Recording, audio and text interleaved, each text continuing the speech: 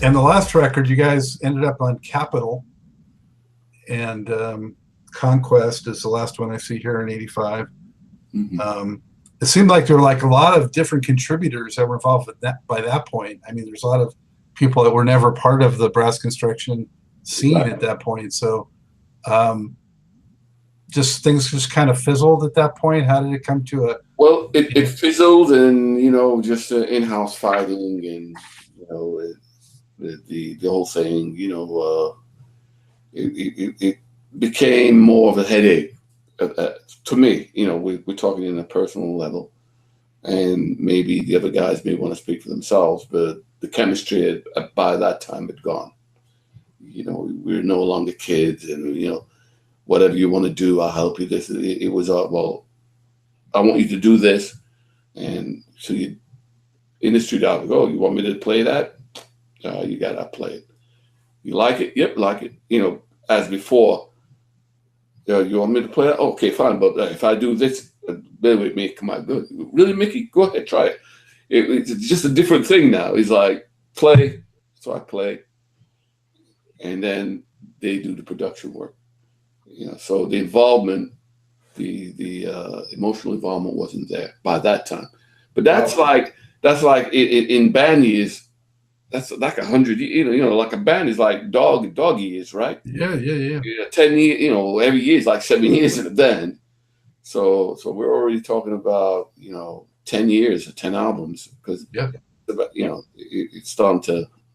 No, when you look back now, I mean, it's a fantastic legacy that you guys were integral in creating. And so a lot to be proud about, and hopefully that well overshadows the negative stuff that came along. But Morris, when it was the end of the road for studio recording at that point, True. Did you feel like a sense of relief kind of then, because it was sort of heading in that direction, or where was your head at when that ended? You talking about the actual recording with Randy as producer, or? Yeah, when the last record was '85. So from that point, when that ended, how did you feel about that, and how did you move on from that? Okay, like Mick was just saying, he by the last album, he just started, going and doing what he had to do to make things happen. But for me, it started earlier than that. It started like, right after the sixth album, and it started early for me, because I had a different type of thinking than you guys in the band, because we was kind of coerced and tricked into signing with Randy. I felt, you know what I'm saying, and I didn't like the idea, you know what I'm saying, because we started out, the group together, and I'm Scott, and I don't know how many groups you interviewed, but I know you probably hear this from most of the groups, that you start out as young kids together, and you expect to, get an equal share, you know what I'm saying? And then, one guy comes along and, okay, so he's more talented. Don't think he's supposed to get the whole pie, you know what I'm saying? And after we left Jeff Lane, this is when the pie is supposed to be split up equally. Now it's our turn. You hear this story all the time. The group's got to pay their dues. They got to pay their dues. They pay their dues. They leave the bad management and the bad production, and then they said, okay, now it's time for me to make money. After that time, leaving Jeff Lane, I'm saying, okay, little did I know that in history, it's always been happening. It's always happening. It wasn't no internet back then. It wasn't no books. It wasn't no stories of bands that we know now. All this shit was, oh, wait a minute, this has been going on, and some bands keep it to themselves. The other players, they keep it to themselves. So even now, we're keeping it to ourselves. You know what I'm saying? Even now, after 30 years, we're still trying to keep it to ourselves. Like it's a hush hush, a no thing. You know what I'm saying? So definitely back then, other groups were keeping it to themselves because they felt embarrassed. They let stuff happen like that. But I'm not one to do that. You know what I'm saying? So I was kind of pissed that we didn't get our rightful due after we left Jeff Lane, with Randy. So right off the back, I started shutting it down. I said, boom, this is my feeling. I went in, did what I was supposed to do, and if I didn't have other personal interests, that kept me afloat financially, You know what I'm saying? I mean, really afloat. You know, I might have done something, you know, like starting my own band, you know, left the group, whatever. But I said, you know what? I'm doing something else. I'll go along with the flow, you know what I'm saying? Because I like the stage performances, you know, and I'll stay out the studio. I'll go when you need me. Okay, you need me? Boom, boom, going. Then after that, you know, and then I'll wait around for the next round, you know what I'm saying? Where after the contract is over with Randy. So to answer your question, um, I was happy as hell, you know what I'm saying? So after, you know, it ended with Randy, because I said, okay, now this is the time now. You know, I thought it was going to be 4 years ago, you know, 4 albums ago. This is the time now when we get our just due. And basically we did. I mean, you know, music changed or what have you. And then we took control. And that was the best thing we ever did. I mean, it took us a minute, it took us some doing, you know, to get control, because after Randy left the group, because he's the one that left, because basically we were saying, okay, well, Randy, you know what, this contract is up. Now let's do it the right way. You know what I'm saying? And he didn't want to do it the right way. He said, like, you know, his way or his highway. So we said, okay, well, you can't go and take the group. You go. So he left. So we had control of the group. And when did you guys start playing live later on as Brass Construction and doing that?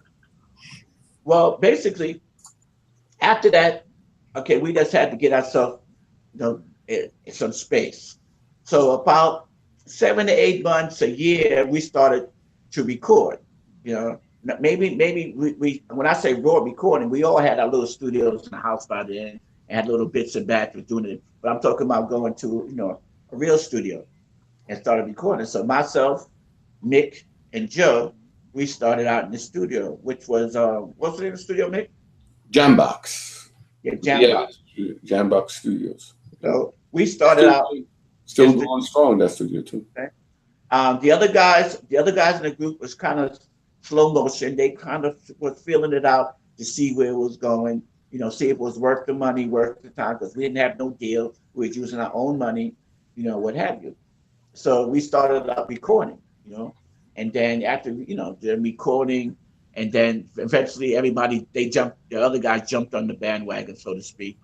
And, you know, we put the group back together, and which was about, Mick, you know the years more than me. What year did we started actually playing? Yeah, we started playing, you know, in 88, 89. Yeah, something like that.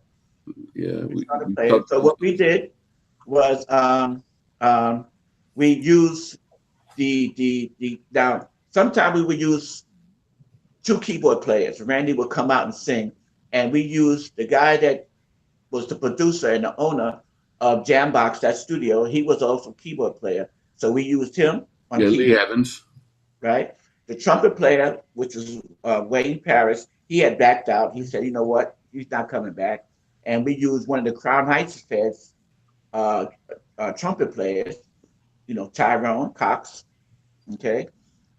We brought in the original singer, the young lady, Paula Anderson, who sung Walk on the Line. We brought her back in to do Walk on the Line because basically that was one of the last songs that was, you know, so somewhat a hit at that time. So we brought her in to do Walk on the Line and sing background. And we basically, you know, we got the members back. And Wade Williamson didn't want to come back at the time. So Mick went from playing saxophone to playing bass. Yeah. You know what I'm saying? Right. So, and then, you know, so it's kind of like we was going to do whatever it needed to be, because at that time, Larry wasn't there, you know, and I was going to play drums, you know what I'm saying? So whatever it needed to be to make it happen, but first we had to put a rhythm section together first before we did the horn. So whatever we did, we had to do to put together rhythm section together. So Joe Wong was there, Mick, who would play sax, was on bass, and, you know, I would play drums. So that's a 3-piece rhythm section right there. And we had the actual keyboard player who played for us, who owned the studio, which was Jambox. So we had a 4-piece, you know, section there. So we started out like that, you know, doing some, you know, originals and putting together stuff, and then we just weeded in the other guys, from the band, who wanted to run. Larry came back in, and so I went back, on trumpet. You know what I'm saying? And then, like I said, we got Tyrone, and then we added, then we had a set. So that was about '88. We started, playing a few shows. I think our first show might have been Philly, Mick. Oh yeah, we did a show. I think it was with Mandrill too in Philly. Yeah. We did Philly. I mean, Philly was one of the towns that, they always loved us. You know what I'm saying? Philly. So we did Philly. We did like the Parks Department. That little circle there, Parks Department in Philly, in New Jersey. What have you. But that was around '88. Into to '89. All the way up into '90, probably we would. I'm talking about when we first started. When we first started, yeah. And then you guys put out a live record, '98. Sorry. Was it put out in '98? Well, there was a live. You talking about that live? Well, it wasn't live. You talking about the one you know about? I saw something listed. It looked like it was a live record from '98 or so. No, it's not live. It's not. It wasn't us. It was live soundtracks. Yeah, Capitol Records did that. I don't even think Muller was involved in that. Well, the Inner Sound thing. Yeah. They Exactly. just put it out. Okay, so did you guys put out anything, or were you trying to put something out, or just? We were just concentrating on touring and doing shows. We did a lot of shows, and we did do the records at that time. The funk records, they were kind of funky. Still have those tracks, by the way, Price. Maybe we should try to put them back together again. That we did with Jambox at Lea Visit Studio, but we never released it. And we just concentrated on playing, so did those track, if I was to hear those tracks, do you think I'd be able to say that reminds me of Breast Construction? I would say so. We have we did different types of songs too, but right. we went different ways. We did some slow jam, like A Street Called Love and all that. You know what I'm talking about, right? We did some different stuff. Right. But well, we, like you say, we went different directions. We went, at that time, guys was feeling certain things, different things. So we just, vibed on whatever they was feeling, Matter of fact, we even brought in the Ladies of Sky, and they did about 6 songs.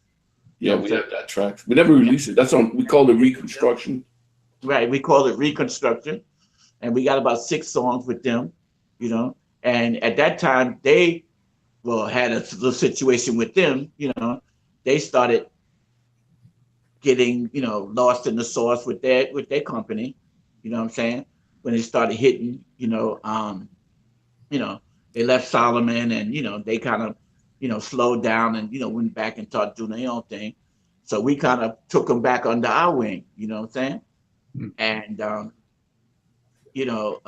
I'm jumping off the story, but we kind of started recording with them, or them recording with us, and at that time, matter of fact, a little while before that, well, I had to get into Sky's story. That's a whole nother story. I was going to get into Sky, they're involved with us with the new brass. But anyway, when you ask me that question, I'll bring it up. So, what musically significant took place from the early '90s to where we are now with what you guys are up to? In terms of touring, I would say from the early '90s all the way up to where are we now? 2017. We've always been playing shows. I mean, Larry Payton passed away last year, the drummer, almost 2 years. So we stayed away from the music, but then we put the band back again, and we did a series of shows, very successful. We played in New Jersey, a nice big festival. A lot of funketeers showed up for that, good feeling. So we're still there. We're still playing. I'm in the process now of all that music, and I'm talking about hundreds of songs that date back, because I used to record a lot of stuff, Scott. I've had a recorder since the days, So I'm in a process now of putting all that together, so that we're gonna start to, release some of these songs, and tour, and cut songs and tour. Again, with an independent production company that we formed, and it's a lot easier now, as social media wise, you can get your songs out. And I think we have a story to tell, not only verbally, but with the music. I think we're going to be around. We've been around, believe it or not. If you take Brass Construction story back from Dynamic Souls days, 1968, when we first spoke about it, Dynamic Souls, to 2018, it's 50 years. Wow. All right. And there's a lot of materials, a lot of stuff that needs to be put together, archived, because it's not going to go anywhere, because fortunately, we did this, our musical career, when the music industry was at its heights. And it's no longer the way it used to be. It was a time when the music industry was bigger than the film industry. And we were right in the middle of that. So, again, there's a lot of stuff. We concerts, recordings and stuff, and songs that never made the album, songs that Price wrote, I wrote, all the, and stories behind them, So, with songs with Sky Girls and, Solomon Roberts, when we used to play, Saul is the leader of Sky. I have stuff with him when we were teenagers playing together and him singing. But Solomon Roberts was the lead singer when he had his band called Fuel. There's a big story. But anyway, I got a lot of stuff. So 2018, we could still talk about stuff, you name it, all the way up till, we pass. So we're going to funk on. And because we still got the band together, we tried out a new drummer, we tried out a new keyboard player. It worked pretty good. So 2019, we already got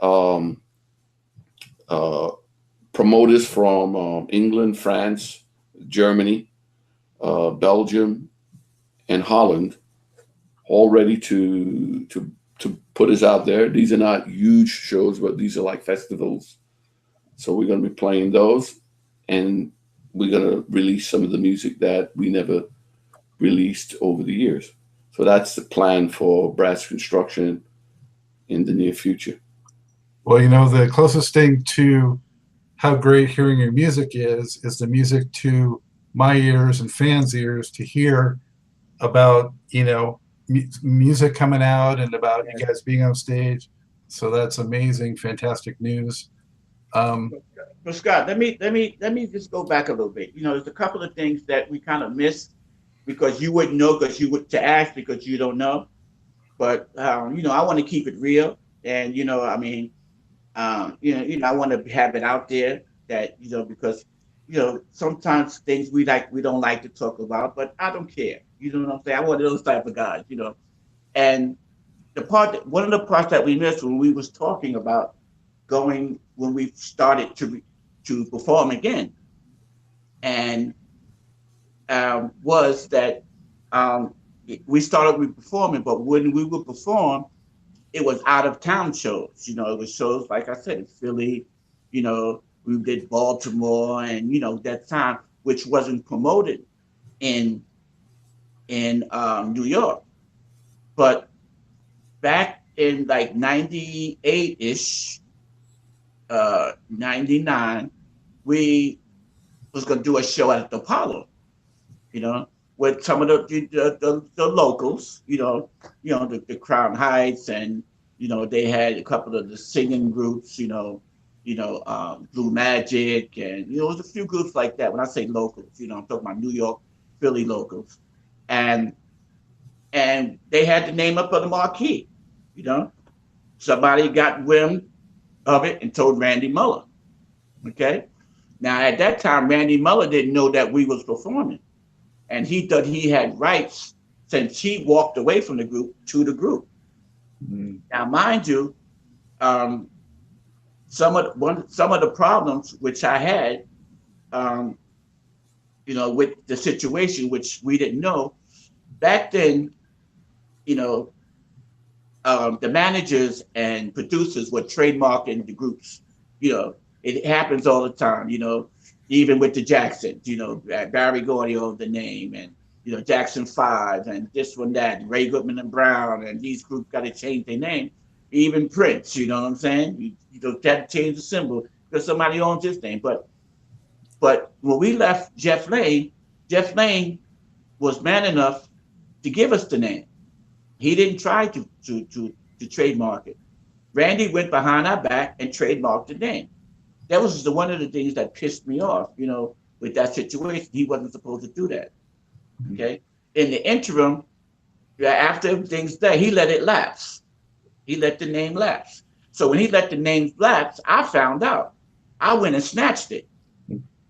Okay. When we snatched the name, we had to give all type of proof why we used it, why we taking it, blah, blah, blah, blah, blah, blah, blah, which we had all the proof, to trademark. Okay.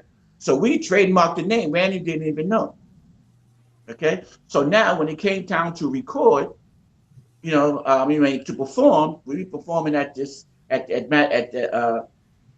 Apollo.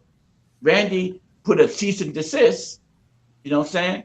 And I told the promoter, well, he said, Randy's going to sue me. And I was like, how are you going to sue you? Well, he sent me a trademark. I said, really? So I sent him the right copy of the trademark. And he was like, well, you know what? I don't know what's going on, but I'm pulling your guys off the show. So he pulled us off the show. Okay. So at that time, I was saying, like, this is it. Something's got to be done. So we wind up taking Randy to court, for the name. Now, like I said, this is the part that we could have just bypassed and let it go on out, and then you would have known nothing about it. You know what I'm saying? And, if I wouldn't have brought this up, but it's something that needs to be said. You know what I'm saying? So Randy wound up taking us, we wound up taking Randy to court for the name because he was saying that our trademark, we didn't get it legit, and, he didn't get it legit, and, blah, blah, blah, blah, blah. So we have to fight over now who owned the name of Brass Construction. Okay. So we wound up, getting an attorney on retainer, an attorney called Ed Top Tiny, and we wound up going to a court. I mean, real court, sit down, jury, the whole thing, you know what I'm saying? And long story short, we won. Okay. Now, we not only won, but we won punitive damages for the gigs that he stopped, for, monies that we should have received, what have you. So long story short, I mean, he was going to appeal. The attorney said it's going to cost us money to appeal and blah, blah, blah, blah. So he said, listen, let me try to make a deal with Randy because he can't afford it. He could afford it at that time a little better than we can. You know what I'm saying? So we wound up taking the deal out. It was like $500,000. You know what I'm saying? So we wound up taking a deal where, okay, you know what? You keep the money. We keep the name. And that's how we left off. That's only when we were scot-free. He would have kept balling us and hassling it with us. You know what year did you guys finally win that? Well, that was in 2000. Now, in the interim, what is really bad situation, and it's kind of, when I think about it, it kind of draws a little irky feeling into me, because we had to put together this money and decide whether we was going to take Randy to court. Okay, so it's myself, Joe, and Mick is like the ringleaders of this whole thing, but we had to put all the guys in the band down. Had to be the other guys that even wasn't playing with us had to be part of the suit. So we got them; they was fine. Okay, so as soon as we went to the attorney to sign the deal, give him the money, give him the retainer, give him the thing, sign it. Okay, let's go to court. That evening, coming home, we were so keen about it, and it was, and Joe Wong, who passed away, was the type of guy, we used to call him the executioner. He would get mad about certain things, he would get really mad, and he was determined to make this thing happen, to the point where he might have said to himself, you know what, I'm gonna die before this happens. I'm gonna see this happen until I die. And at that evening, after we signed the information, the paperwork, he died the next day. Wow. Yep. I mean, it was like, wow. We waited until he got that paper, signed to die. Also, would have been problems. Also, would have been problems. It's like we went to court with excuse the way I'm saying it, with a dead man's signature. You know what I'm saying? Mm-hmm. And he's like, when did he die? The next day. You know what I'm saying? So it was like, wow. You know what I'm saying? So that was kind of, made me feel kind of like, you know what, guys, we got to get this done. You know what I'm saying? Joe waited till, he the day before he died to sign this thing. He could have died the day before. He could have died a year before. And the thing about it, it was no cause of his death. He just died. They couldn't find nothing in the autopsy, nothing, no sickness, no nothing, no nothing. He just died. Till this day, his mother, his wife couldn't find anything. They couldn't find nothing. So with that said, we went to court, okay, we determined that we're gonna make this thing happen, and we fulfilled. We won the suit, we gave back the money, and we won the name. And then, so from then, we didn't really have no problems with Randy. He let us, go on and say, you know what, I throw my hands up, because he couldn't do nothing legally about it after that. You know what I'm saying? So that's when we decided to say, you know what, okay, now we're going full force. Even though we did do some shows, with Joe that he didn't know about. So continuing on that, to the situation, that's when we decided to put together the actual, extra, the band with, the other players. So after we won, the suit, we said, okay, listen, let's do a tribute concert. One, it was a tribute to us with it, but that wasn't the real deal, but a tribute to Joe. You know what I'm saying? So there's a nightclub in New York they used to call Tramps. You heard about it?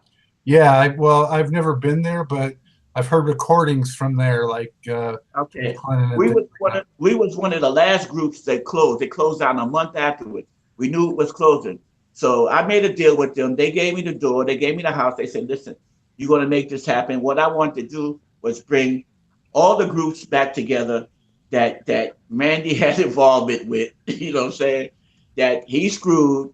And the other groups that's in Brooklyn that was sitting there basically, not doing anything. You know what I'm saying? So I wind up, calling these guys up. First, it was supposed to be basically a big group, which I named the Legends of Funk. Like a 15-piece group, each guy's playing, each other's songs. The Sky Girls, Ladies of Sky, rather. We used to call them the Sky Girls, by the way. Ladies of Sky backing them up. The Crown Heights guys, we had like 4 of them. We was going to do the rhythm section for them. And another group called First Circle, and BT Express. Okay? But then, after a while, they started bringing in other members, and almost everybody had their own group. So they put their groups together from that incident right there. And they basically put their groups back together, from that incident. So, they all stayed together, But before that, they wasn't playing. Now I was booking the Ladies of Sky, you know, myself on the side, and then Crown Heights, a couple of guys was playing with us, back and forth. But basically, that was the introduction, where they got a taste of being back out on the road. You know what I'm saying? So we did that concert, and from then on, we just started, touring, as much as we can, going to Europe, like every year for like 5 years in a row, going to France. And, here we are now, basically. But, basically, I want to get that out the way, because that was a significant thing, because it was a situation where it was a transition, that, gave the guys the energy to say, okay, you know what, at least gave me the energy, because I was done. You know what I'm saying? I was done with the bull crap. You know what I'm saying? And not splitting things equally. Of course, if you got $1 million and you got 9 guys, it feels better having $1 million instead of 900,000 and after paying taxes. You know what I'm saying? It's understandable, but fair is fair. You know what I'm saying? Yep. You make your money other places. You make your money with quantity. You know what I'm saying? So, but basically, I know that happens, to everybody. And some people just walked away, just walks away from the group. But, we were determined, not to walk away. And then we fulfilled. We got the name now, and we had it for about a good 17 years. Mm-hmm. Wow. I'm so glad, Morris, that you did share that. It's such a critical part of the latter day story of the group. So thanks for sharing that. And you're right. I've heard so many stories. I've done like 65 or so of these shows, and probably at least half of them have similar stories to that, whether it's a war with their ridiculous thing, or Thomas McClary and the Commodores, or it just goes on and on and on and on. So really glad to hear that you guys finally came out on top. Yep, yeah. We're here. So appreciate so much your time, your generosity, and openness to share all these memories and stories, but got to wind it down. I want to ask you a couple more questions, if you're cool with that, and then we'll close out of here. All right. Okay. One is, if you had to describe to somebody the Brass Construction sound and what made it unique, what would you say? So, Morris, you were talking a while. I'll let Mick jump in on that. Oh, okay. The sound that I feel that everybody remembers about Brass Construction, it's that it had a hard funk, horns, driving rhythm, unique motivation in their lyrics, uplifting, gives everybody a chance to think. If you look at some of our titles, I See the Light, Times Are Changing, I'm Moving On. We always try to give a positive message.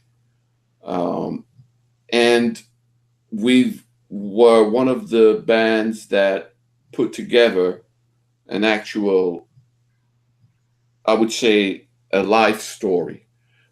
You hear of the bands of the one-hit wonders, but we weren't a one-hit wonder, because we have a large volume of albums. Not many groups will ever record 10 albums.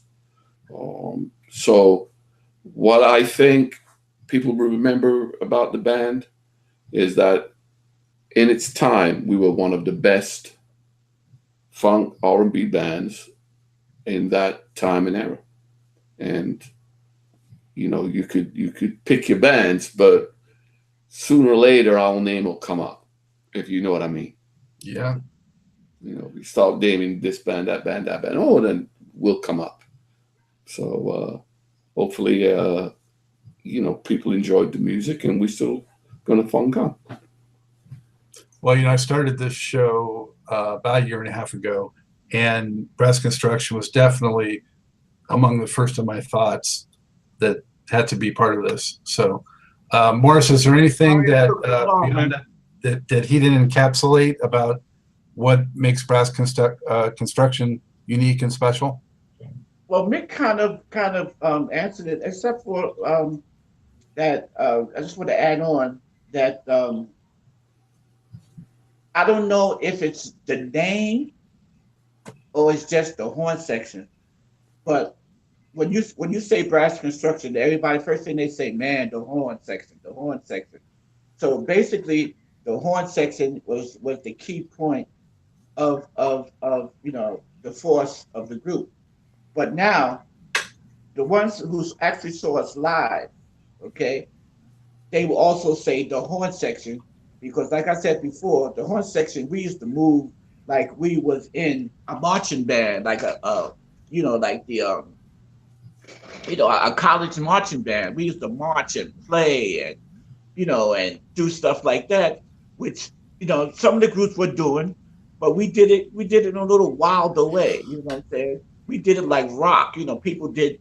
A lot of the groups did it more of choreography. Blue Magic and that type of sweet. Shuffle and a buffalo. We did the hard stuff. You know what I'm saying? We and our movements look hard. You know what I'm saying? But we did it. In unison. You know what I'm saying? We everybody we moved this a certain way, and then one of my friends told me, he said, man, and I thought about it. I said, really? Which wasn't too crazy to think about, but it was just funny. Then when I went to a concert, I started laughing on the stage. He told me, he said, man, you're the only group that's out there that the people don't know the lyrics. They sing the horn lines.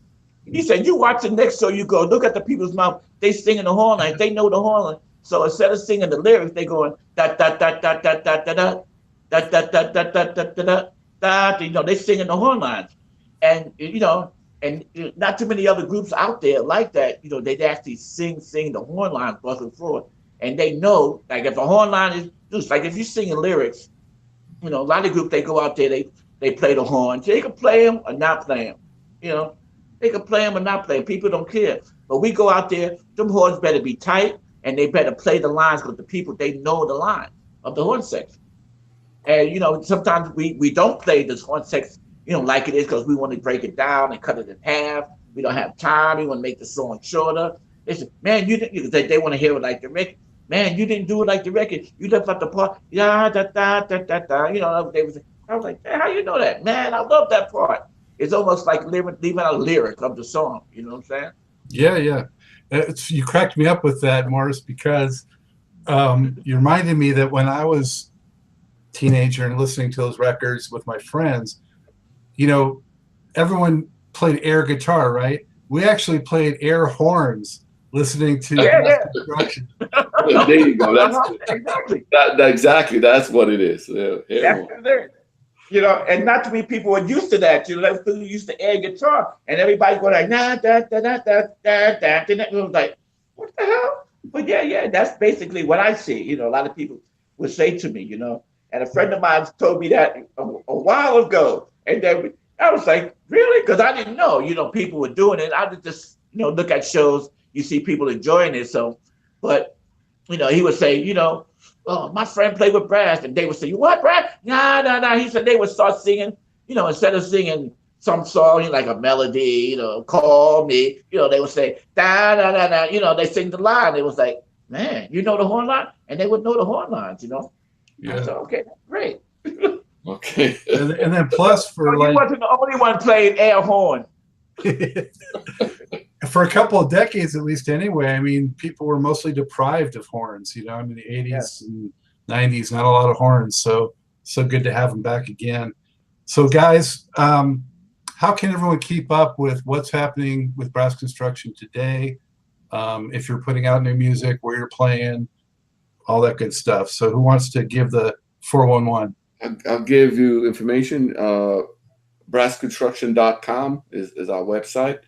We're on. We're going to start. A lot of the new stuff is going to be coming out on the Spotify and iTunes If they Google any of that, you'll find old Brass Construction songs. You'll even find the one we did with Moondock. If you know Two Timing Lady and all that type of stuff when it was Dynamic Souls. So there's a history, but most of the time you can catch us on brassconstruction.com and Twitter. BrassCon is the Twitter, and Facebook. Price, you do a lot of stuff on the Facebook too, right? So the next big thing, like we talked about it, is going to come. Well, we're going to start. We have to start rehearsing soon, and Right. I think about February they talk, and I will know in about 3 or 4 weeks. What the dates are.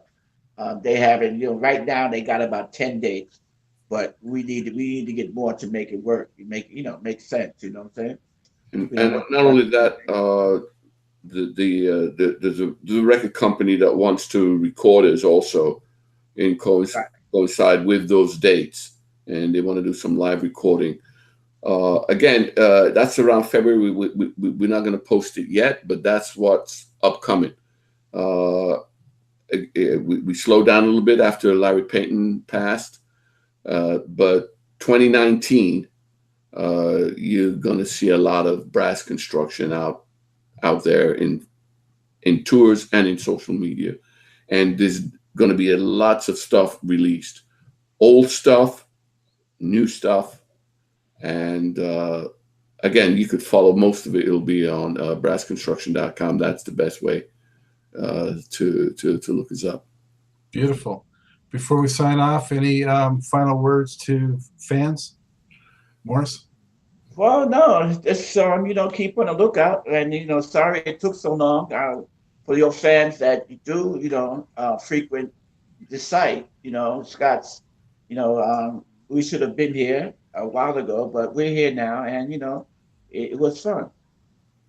Great, thank you so much. Yeah, I'd like to say, Scott, thanks a lot. You do a great job in keeping funk alive. It's a great American, art form in terms of music. It'll never die. There's always going to be people who want to be funked. And we've been playing it a long, long, long time. Like I said, over 50 years. And hopefully it'll go on for another 50 years when we're long gone. But I would like to say thanks a lot. You do a great job with your show. Well, there you have it. As is Truth and Rhythm's way, we went deep into not only the recorded music, but also deep behind the scenes for those stories that had an effect on the music that probably a lot of us were never aware of. And now we've been informed and educated. What an engaging couple of guys Mick and Morris were. I think we're all very eager to hear some of that new and unreleased music and also see them return to the stage. Once again, a very special thanks out to both of them for participating and being so generous with their time and their stories. Also, sincere thank you to you, the viewers, as always, keeping the faith, keeping that support, much appreciated. Speaking of which, subscribe to Truth and Rhythm. You do that by subscribing to the Funk and Stuff channel on YouTube. That's where Truth and Rhythm lives and breathes. And now a new product that we're doing is TNR Quick Takes, which are excerpts from the longer interviews. And so those are also a lot of fun. You get it all if you just subscribe on YouTube to the Funk and Stuff channel. And you also get it before anyone else does. So get friends to subscribe, family members, need that support, show these great funk, jazz, and R&B musicians that what they did is important, matters, spread the word. Also, I want to hear from you. I'm getting a lot of emails and hearing from folks and want to keep it going. So let me know what you like about the show, what touches you, what moves you, who else you want to see on the show. Chances are I'm probably already pursuing whoever that is, but it doesn't matter. You know what? I recently had Breakwater on, and part of the reason I did that was because I had such a high volume of requests for them to be on. So keep it coming, folks. And with that, as always, this is Scott, Dr. Jake Goldfine saying, keep on vibrating to the rhythm of the one.